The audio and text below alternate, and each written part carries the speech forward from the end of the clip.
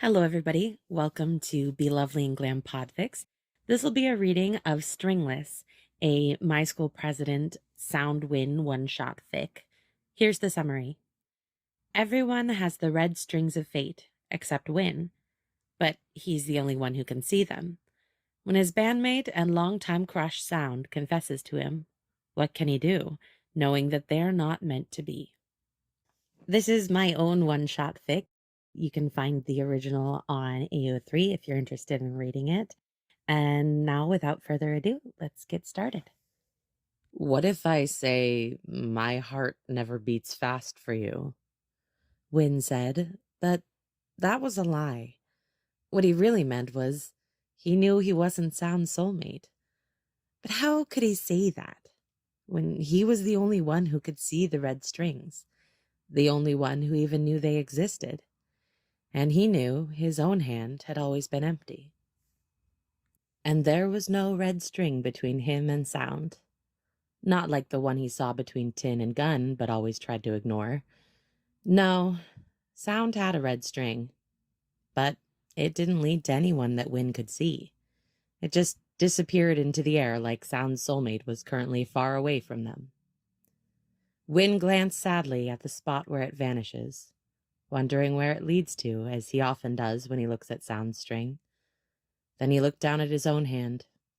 Win didn't have any string at all. He never had one.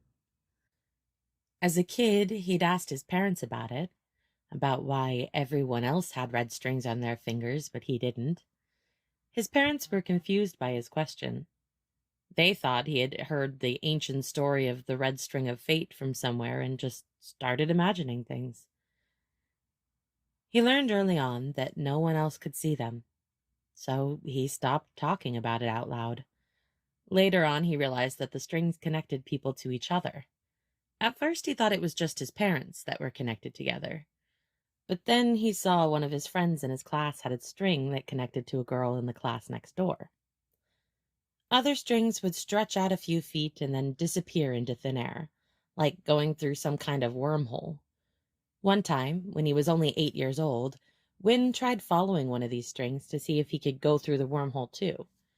But he could never seem to reach the wormhole. He just kept following the string, with it continuing to extend in front of him without any sign of stopping. That day, the police found him exhaustedly walking down the street as if possessed. They picked him up and brought him home to his distraught parents. He'd walked 3 hours away from his home trying to follow that string. When his parents asked where he'd gone, he didn't know how to explain it. He knew they didn't believe him about the strings, so he lied and said he'd followed a cat and gotten lost. When he got older, he heard the story of the red string of fate, and he remembered what his parents had said to him all those years ago when he first mentioned the strings. So that's what it was. Soulmates. So then, if you don't have a string, you don't have a soulmate? Win spent many hours Googling soulmates and the red string of fate, searching for answers about why he didn't have one. But no answers came, and eventually he gave up. Occasionally, he would see someone else who didn't have a red string and wonder, does that person see them too? He had this theory that the reason he could see the strings and no one else could was because he didn't have one. But he was too scared to ask whenever he saw a fellow stringless person, too afraid of looking insane, so he never did. But it was nice to know that at least he wasn't completely alone in his predicament. There were other people who didn't have the string, just like him. Other people without soulmates. But knowing you're not someone's soulmate is one thing. Keeping yourself from falling in love with them despite that fact is a completely different thing. One that Win had completely failed. But really, he didn't need any fate to fall in love with Sansaran. String or no, Win was helpless in front of him. Win had always been interested in sound, even before they ever met. Who would have thought that the YouTube channel that he stumbled across one lonely night would become such a comfort to his aching soul? The warm, soft tones of the singer's voice soothing the lonely pangs in his heart. That same night, he watched every single one of Soundabout's videos and subscribed without any hesitation. He spent the following weeks repeating the videos and waiting eagerly for a new upload. Over the next 2 years, Win watched Soundabout's videos more times than he could even begin to count. He had a favorite video for each of his moods and would seek them out as a reflex when feeling emotionally overwhelmed.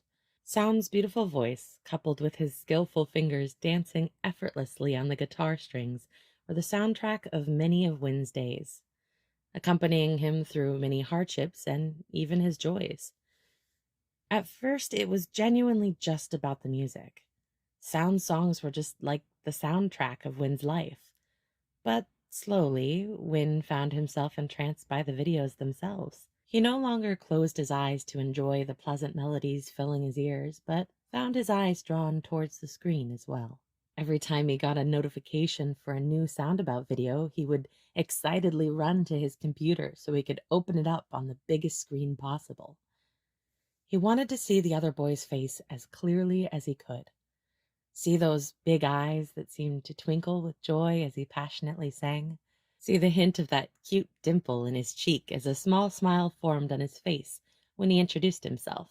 See the slight crease in his eyebrows when he was concentrating on a particularly difficult guitar riff that he still played absolutely perfectly. Watch those delicate fingers dance with ease along the frets of the guitar. Win would often thank the universe for making it so that he could only see red strings in person. If he were stuck with this shitty ability, at least he won't ever have to see if Sound has a string. He can freely enjoy looking at Sound's beautiful hands without any reminder of fate or soulmates or loneliness. So Win happily looked. He looked and he dreamed. He let himself imagine what it might be like to talk to this boy who brought him so much comfort and joy. He imagined them in a dream world free of all the things that Win hated about the real world. Win spent so many hours watching those videos that he could recognize that beautiful face or those delicate hands anywhere. So, of course, he was shocked when he looked up and made eye contact with that same boy in his class a few months ago. Win's emotions were a jumbled mess. Excitement at seeing his Sound, the person who had become his own place of comfort, appearing here in front of him, quickly followed by fear. Win had never seen Sound in person, so he had never been able to check if he had a string or not before. What if Sound has a string? Win had never even considered the possibility of actually being able to see Sound outside of his screen. He desperately wanted to avoid looking at Sound's hands, wished to never know the answer, but he needed to look, needed to know. So taking a shaky breath, he slowly lowered his eyes to Sound's left hand, and his whole world stopped. He could no longer hear Sound's voice as he introduced himself to the class, or see anything outside his own tunnel vision of Sound's hand. There it was, a red string tied to his pinky finger, proof that Sound has a soulmate. His comfort, his happiness, his Sound was not his. Win was devastated. Somewhere in the back of his mind, he had always kind of imagined that Sound also didn't have a soulmate. That if they met, the two of them could somehow live outside of this whole silly fate thing. That this boy he's been secretly thinking about from afar could be the answer to all of his loneliness. But now, on this random Tuesday, all of his foolish romantic dreams had been crushed. What a fool he'd been to think that he could be worthy of love. Win was upset and lost, and that made him angry. It wasn't Sound's fault. He knew that. But still, he blamed it on Sound. It was easier and less painful than admitting that maybe he just wasn't meant to be loved. So Win decided that this boy he had once thought of as his special person was now his enemy. Sound was now the source of his despair. "Hey, doesn't this guy look familiar somehow?" he heard his best friend Gunn say from beside him. Of course he does, thought Win bitterly. I've only shown you his videos 1,000 times. It's Soundabout, Win says out loud, trying to keep any hint of emotions out of his voice. This sentence is met by 4 blank stares.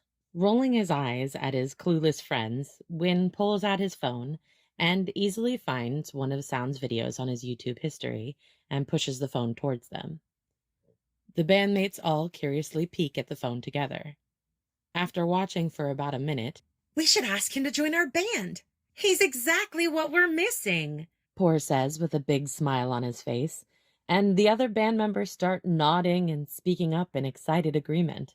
Wynn belatedly remembers, with horror, what the bandmates had all been discussing right before Sound had entered the room. They had been talking about adding another member to the band. Right now, it's just the 5 of them. Wynn on bass, Gunn on vocals, Poor on keyboard, Yo on guitar, and Pat on drums. If they wanted to be a really good band, they really could use one more guitarist. Preferably a solo guitarist who could add some stylistic flair to their sound. And then, as if on cue, Sound had walked into the room a few minutes later. To his bandmates, it seemed like fate. To Wynn, it seemed like a cruel, twisted curse deliberately intended to hurt him. But he couldn't explain any of that to his friends, so he just non-committally nodded along while mourning his own crappy situation. What he hadn't bargained for was his friends making him approach Sound. "You're the one who's a big fan of his. This is your chance to talk to him," Gunn teased, bumping his shoulder lightly as they walked down the hall. The bandmates were scheming together on how to approach Sound. They hadn't succeeded this morning, mostly because their enthusiasm seemed to scare him away. They had been too excited about offering him the empty seat next to their group. Sound had grimaced at their antics and chosen a different spot, so the band decided they needed a different approach. "Yeah, so just walk up to him as a fan and ask him. I saw him head in there," Poor said cheerfully before shoving Wynn into the bathroom. Wynn cursed to himself. How did he end up here? Well, this day couldn't possibly get any worse, he thought to himself. So he marched right up to Sound and put his hand on his shoulder. The next thing he knew, he was being shoved up against a stall with his hand behind his back, and Sound Zaran pressed up against him. "You trying to bully me?" The voice he had listened to thousands of times sounded harsher when tinged with accusation and anger. Before Wynn could spit out the angry words coming to his mind, his friends spilled through the bathroom doors and explained the situation. What a shitty first meeting. Wynn was so angry. Angry at that asshole Sound for pushing him against the wall, for getting so close to him, for speaking into his ear so that his breath tickled the back of Wynn's neck, for making Wynn's heart beat so quickly. Wynn hated him for being even more handsome in person. Fuck. He hated Sound so much. "Then we're back to being friends," Sound says, the hurt in his eyes clear. Friends? It had taken them months to get to the point of being friends. Months for Wynn to stop hating Sound for something that Sound had no control over. Months for Wynn to admit he never actually hated Sound. At first, it was easy to pretend, to lie to himself that he hated Sound, because Sound made it easy. Sound was a little different from how he had imagined him while watching those videos all those years. Soundabout was soft-voiced, beautiful, and artistic. Sound Zaran was irritable, argumentative, and a perfectionist. He would nitpick at all the little details and make Wynn feel useless and small. The two of them couldn't share a room for more than 10 minutes without getting into some argument. Sound Zaran just knew how to get under Wynn's skin. "I can't believe I ever thought I liked that asshole," he would often mutter to himself after yet another fight with Sound. But over time, there were little moments where things started to shift, and Wynn started to see him in a new light. The day that they had all begged Gunn to come back and take the leader position back from Sound, Wynn glanced at the newly dethroned ruler, and in Sound's eyes, there was a brief flash of self-doubt before he quickly hid it. Wynn was surprised. He didn't think it was possible for someone so perfect to have any doubts. He almost reached out to stop him from leaving the room, but Gunn got there first. "Get up here," Gunn said, and brought the stubborn guitarist back into the group. That was the first day Win saw Sound look almost vulnerable, and then somehow relieved. He doesn't know if anyone else saw it at that moment, but it seemed to him like Sound had been scared that no one actually wanted him there.